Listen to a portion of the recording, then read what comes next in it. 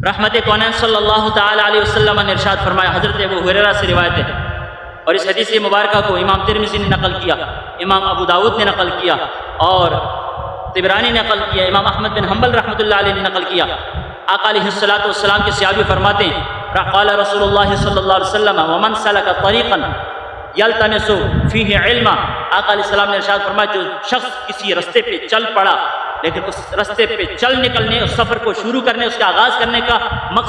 मकसूद क्या था कि यल्तमिसु फ़ीहि इल्मा, उसमें इल्म तलाश करने के लिए निकला था, इल्म दीन हासिल करने के लिए घर से निकला था। आका अलैहिस्सलातु वस्सलाम इरशाद फरमाते हैं, सहलल्लाहु लहू तरीक़न इलल जन्नह, रब्बे कायनात के दीन का इल्म हासिल करने के लिए एक गुनाहगार इंसान दीन की तलब लेकर, इल्म दीन की तलब लेकर घर से निकल जाता है, मुस्तफ़ा फरमाते हैं अल्लाह वहदहु ला शरीक उसके लिए जन्नत के रस्तों को आसान फरमा देते हैं।